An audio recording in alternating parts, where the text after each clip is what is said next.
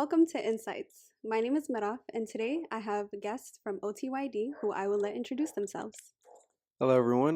My name is Diakon Sami. I serve at Makana Salam, St. Michael, and St. Kiranamara as a deacon, and I'm also a servant at OTYD. Hello, everyone. My name is Hirmedla. I currently attend Dabra Marat Qudus Mikhail Church, and I am also a servant within OTYD. Okay, thank you. Tell me a little bit more about OTYD and how you started this group. So we started OTYD, I would say, back in 2018. We noticed that there was a lot of youth that were straying away from the church. So there was about 7 of us. We were all attending different churches, and everywhere we went, it was the same thing. You would see the younger kids under 13, and then you would see those that are in their 30s and above. And we didn't see much of people within our ages, which is 18 through 25, 26. So at that point, we were like, okay, we need to do something. I think there was a moment, it was like during December, I'm not sure if you remember, Sami, Deacon Dawit Muruna came for a conference. And that, for me, that was my first time experiencing an English conference. And I said, wow, they teach in English too? Like, it was just, I never heard of it within our faith. So I think that was a starting point for me. At that time, I had a father at Dabra Maraz, contacted him and said, hey, why don't we do anything? Like, why don't we get something started? And then when I met up with the other 7 people, they were like, we tried to get something started, but at that time, the C-notes were too, so at our different churches, they had a different stance on it. So it was hard for us to work together within the different churches that we were at.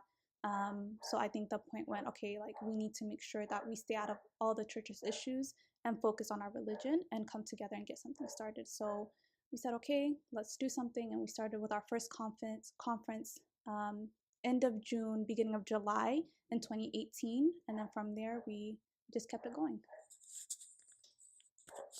All right. So I wasn't here when OTYD was founded, but I did join shortly after. So one of the first things I remember was a trip when we went to Houston. It was like one of the first conferences I went to. I recently joined, like this is before I joined like any of the Sunday school, before I became a deacon or anything. I just decided to tag along with the OTYD founders at the Houston conference. And I really enjoyed my time there. I felt at home. I think that's one of the biggest things. I really felt at home there. I felt like participating. I felt like I was included as well. And one of the things I really remember is on the ride back when we were singing Mezmur. Man, I really like that the trips when we have those road trips and we're singing Mezmur back, and that really stuck to me. And I had a conversation with one of the deacons on the bus, and he was saying that I should get more involved, like at the church that I go to, which at the time was Makana Salam. So like he connected me with the Sunday school leader, and then like the very next Sunday, I ended up meeting with the leader of the Sunday school, and I ended up joining the choir and everything. That's kind of started the road into my service and into OTYD. That's nice. So OTYD basically like served as a way for you to go further in your own spiritual journey as well. Right, right. Like it was really like kind of like a jump start, I guess, because I was looking for a reason to serve, to get spiritually stronger. Like I really had like the fire within me was really bright. And when OTYD like came along, or when I heard about the conference, I decided to tag along, and shortly after, that's what started my service. Nice. So, what does service mean to you, and what do you do now within OTYD? Service, to me is service is life because you can't just call it a job, and it's not like a 9 to 5 where you just clock in, clock out. Service is a part of like my life now. You pray about it. Um, you go about it like it's a day-to-day thing. When you're serving God, it's not just whatever you're doing in public, it's also what you're doing in private. It's what you do, whatever you're doing to prepare as well. So I feel like service is just a part of my everyday life. It's not just a job. I would have to agree with you, Deacon Sami. I heard a sermon that said serving is not something that you do, it is who you are. I know it's hard to identify yourself as one thing, but I think service for me goes into every aspect of my life. It's not how I serve within the church, it's how I serve other people outside of the church, whether it's even people that aren't within my faith, just seeing them as Christ, how I serve within my career, I know I'm getting paid for it, but at the same time, it's just like keeping in mind that like my service is all around. And I think, Sami, I think you did a sermon on this a little while back. We talked about in the society that we live in currently, everything is about individualism. You're taught, do stuff for yourself, be a little bit more selfish. And I think service is also a way to keep me humble, to keep me grounded. When when the world is telling me be a little bit more selfish, be a little bit more to yourself, it's a way to tell myself like it's not about me, it's more than that. And I think that's the same thing Christ preached. He said, I came here for you guys, and not it's the same thing for me as well. I just want to replicate that in everything that I do. So that was beautifully said. So I assume, well, it's not just individualism, but what other like challenges you experience in service or within like OTYD that like could impact you negatively or has helped you grow in your service? I would say when I first came into OTYD, I was fresh out of college. I was in my earlier 20s. So I just started my career. I was trying to figure out what the church life is like, because although I grew up in the church and I grew up um, learning like singing mazmur and participating in Sunday school, I wasn't really there. I was just there for the movement. Mm-hmm. So coming back, it's just like now I'm here for the faith. Like now I'm here to get a better understanding. So when I came back, it was entering a whole different world for me. I didn't know there was two C notes that split. I was like, what? What is that? And whenever you are going into these churches and you're just like, hey, we want to do an English conference, you hear all kinds of negativity. It's not even that it's a language. It's now, why are you working with these people? Why are you working with them? And you're just like, I don't understand why that's an issue. So I think it exposed me to a whole different side of the faith, because although we talked about how beautiful our faith is, there's still some darkness in it that makes you like doubt, like, am I doing the right thing, or am I going in the right path? So with those, I think those were the biggest challenges for me. I definitely agree with Hermela. Service does show like another side of the faith, but there's also personal challenges as well. One of them being burnout. I think burnout is one of the biggest issues that impacts service. After like the honeymoon phase of service, after the first year, you got like that fire. You're like, I'm willing to do anything every day, whenever I need to, and then it slowly like dies down. And then once it dies down is when your service, your life of service, your Christianity is really tested, and that's when you really realize is this how is do I really want to serve? And when you hit that point, I think it's important to remember why you first started. Why did you first start serving? Like who you're serving. You are serving, the Almighty God. And another thing as well is sometimes, we're all human. When we do burn out, we have thoughts that we don't want to carry on. Like we don't mean it. That's just comes with our human nature. And I feel like it's also good to sometimes take a break, step away from service. Pray, fast, then come back. Uh, take a time to gather yourself and then come back to the service, because serving when you're burnt out, serving when you have a bad mindset can also end up it will mess with the service, and it will mess with like the people you're trying to serve as well. And I feel like it's also important to work on yourself, make sure that you're spiritually strong, and not just putting up a front when you're up there. So as a youth group in Dallas, how hard was it to have the adults take you seriously and trying to connect the youth to the church and to the faith in English? I would say it was extremely challenging.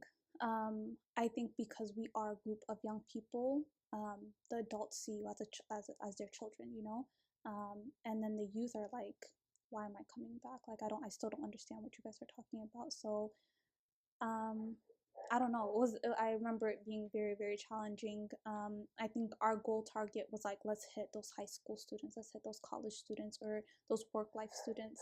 And I believe in our first conference, we just had a handful of the people that we were wanting, and we were getting the majority of them the younger kids. And we're just like, okay, we really want to help the younger kids, but where are the older kids? So we started focusing on our friends. Then you have moments where you're just like, some of your friends don't want to come back to the church, and you're just kind of like, okay, I can't force it, you know. I have to focus on those that really do want to come back. So you have that on one hand, and then you have parents um, that are extremely supportive. You have some that are extremely supportive. What do you need? How can I help you? I'm here by your side. And then you have some that are like, what are you doing to our children? Why aren't you teaching them Giz? Why aren't you teaching them Amaringa? Like, why are you forcing them to adapt to a different culture other than what they're familiar with or what they know? And we're kind of like, I don't even know Giz. Like, where do you expect me? Like, what do you expect me to teach them? You know? And it would be a longer journey for us to start from there and then go to the English. So there's that, and then even within the church, it's just like I mentioned earlier, it's just like working with one church means there's a different issue with another church. So um, it was a lot to come through, but I think what we said was like, we're gonna force it. I think one of the things that we learned is like, sometimes like I think there's a quote or was a Bible verse, I don't know what it is. It's something, it's just like, it's not taken I think it's like the kingdom of heaven is taken by force. It's not just something that you get. And it was the same thing within the churches. It's like, you're telling me no today, I'm gonna keep coming until you tell me yes. Even with the youth, you're telling me no today, I'm going to invite you to something different. Maybe it's not the Bible study that works. Maybe it's not the conference. I'm going to invite you to a barbecue that we have. And then we'll start from there and then get you a little closer. So it was just with time figuring out how to tailor to each group, and then work from there and then go up.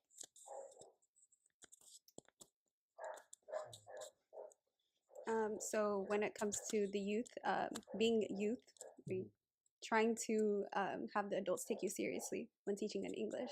What is the pushback that you get?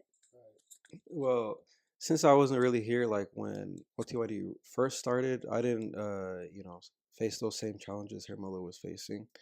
Uh, Now, like OTYD has like spiritual overseers, spiritual fathers that kind of like take care of that for us, that explain it to the parents in Amarinha.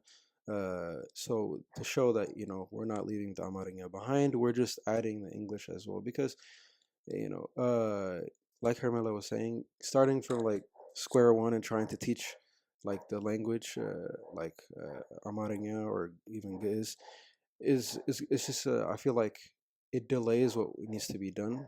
First, we got to instill like the love for the faith, the love for the church within like the youth before we jump to like the language and everything. The main thing is the message, not how we portray that message. And I feel like English, the English teachings, the English sermons, the English mazmur is a way to reach out to the youth that only know English. And also another important note is that we also don't just we don't OTYD is not just Ethiopian, it's Eritrean as well. So there's Tigrinya speakers, there's Amharic speakers. They don't only speak Amharic, so trying to put like that one language doesn't always work as well. So we have that English as the unifying language that we can spread the message to the youth. Um, Also, I think within our group, like I was saying, like the seven of us, we were all from different parishes. So whenever we were teaching the younger ones, we were teaching Amarinya, we were teaching the Giz, but we were teaching the English alongside it because it's just like, we don't want them to memorize just the Giz, we want them to understand what it was. So I think what our focus, just like Sami was saying, is like for the older ones that were only focused on English, it's like, okay, our main focus is English. But for the younger ones, we did try to incorporate everything that we could. That reminded me of, I think it was, there was this one winter that Diakon Dawit came and he held this course. And I remember one of the things he made us do at the end of the course was memorize Tzalot HaHaimanot in English. Like he said, no Ge'ez, especially to your deacons, you can't do Ge'ez. Maybe Amarinha if you prefer Amarinha, but it has to be English for the most part. Like yeah, like in order to understand what we're truly saying, because if we don't understand the goods or amarinha, there's no point in saying the celos if we don't understand it. So that's one of that just reminded me of the course, yeah. And now that I feel like you weren't there when OTYD started, but now I feel like you're the face of OTYD. You're the people that I mean, like you're the person that people take pictures when you're singing. You're the person giving the sermons, and so like being like the face, do you feel like you yourself become a target for a lot of the pushback, or do like parents approach you in any way and make you feel like you should like always be ready to say something? I feel like it's the opposite actually. Like parents do come up to me, but it's not like to push back or to sometimes they do give like feedback, but I take all the feedback. Uh, I think about it. But for the most part, parents come up to me for like help assisting with their child, not for trying to give feedback or trying to correct us or anything. That's beautiful. So now that OTYD is pretty much like in it's stable, like it's not as rocky as when it first started, and there's not two C nodes anymore. We're going to different, or you guys are going to different parishes and serving there at least like 3 times or 4 times in a year. So now, what do you guys envision OTYD looking like in the future? I think for me, I just see it ongoing. Um, so like right now we have our high school students that are joining in. I see them following after our college students and our college students after following those that are in the work field. Um, Praying like through the grace of God, hopefully we can bring in those that taught us. I know we had Sunday school teachers that really instilled some memories within us. So hopefully we can get them to come and then we can keep the train going. I agree as well. I really see OTYD like just continuing to grow. I see every Friday more new faces coming to the Friday Bible studies. I'm really excited for our conference coming up in December to see what that has in store for us. Another thing I really have hope for OTYD is also like serving like the community. Excuse me. I see that OTYD can offer not just spiritual but like worldly guidance as well for our youth. Volunteering events. If you're pre-med, you need volunteering, maybe a CPR workshop or so on, things like these that will help you in your career. And I feel like that will also pull youth towards OTYD and help them see that wow, like there's a lot of things that OTYD offers, and then work on the spiritual life as well as we building the bridge between our worldly and spiritual life. I really see OTYD serving the youth like that. And Hermela, you said I mean, you are the founder of OTYD or one of the founders. At what point in this journey did you feel like, wow, like this is something big that I'm doing, like bigger than myself? And I thought, Um, I think it was always there from the very beginning. I think you see it more like after these conferences, you have someone come up to you and say like, "Man, that really changed my life," or "Man, I was going down the wrong path, and now like that really resonated with me. I really love that." Those moments are just like, "Oh man, this is way bigger than anything that I could have ever imagined." Um, Also, just during Bible studies as well. Sometimes I would stand in the back and you would hear like the person that's singing the mazmur wouldn't hold the mic, and you would just hear everyone singing mazmur, and you're just like, I can't believe we got here. Like I can't believe we made it here because it's just something you just never imagined. There was there's literally 7 of us. We used to have Bible studies, and there was 10 of us, and it was 7 of us, and then 3 other people.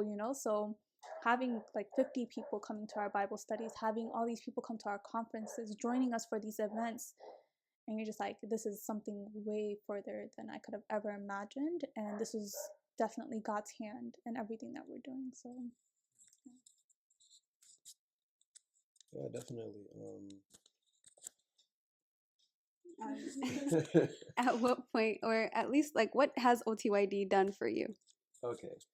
I think OTYD one personally has given me a family.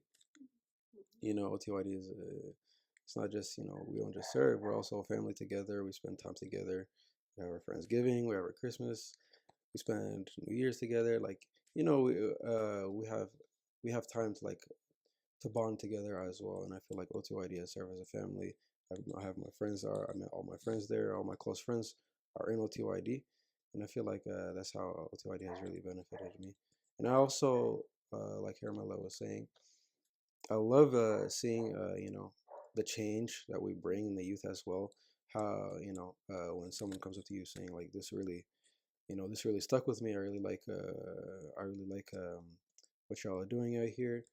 It really helps it helps me understand like I'm really making a difference, and I feel like it ties back to it encourages me to continue serving, and it reminds me why I'm serving as well. Beautiful. So I guess like for bloopers, can you guys share a like memorable moment or a funny moment you've had in serving in OTYD? Let's start. Sami, that Houston trip, I think that was also your first time hitting Cavero, right? Yeah. Because I remember you were like, I was like, oh, have you been playing? Have you been hitting Cavero? And you're like, no, that was my first time. I just got up and I tried it and it just worked. I said, oh, that's interesting. My favorite memory was also the Houston trip. So we usually, I think Houston had these conferences at the beginning of August. So we had the first day was a sermon, and then the second day was the youth. We would just come together, have a barbecue, go to church service. Well, go to church for service, have a barbecue, and then we did like a basketball tournament. So our boys, they went, of course. Dallas won because Houston. I'm sorry. We had just some guys that were very athletic. And then at the end, we were like, okay, let the girls play. And this is we had no plans of playing. And I'm not saying girls can't play basketball. It's just the girls that were there weren't ready to play. Okay.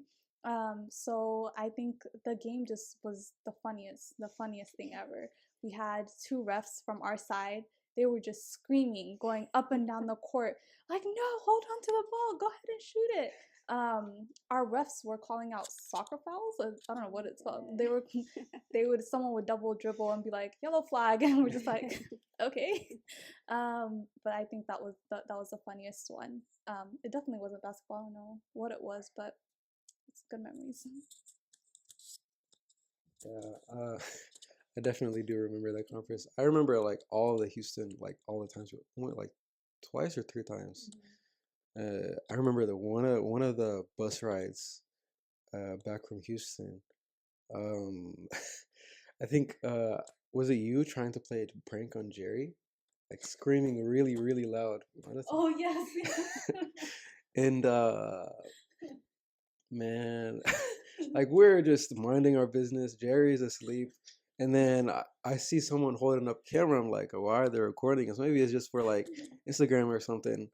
And we're just chilling. You hear, I see some good welcome music in the background. Like I remember it so well. The Muslim in the background, and then all of a sudden you just hear like how many people were like three or four different people just scream at the top of their lungs, and then Jerry is just shaking in her chair, waking up. Like I really want to put.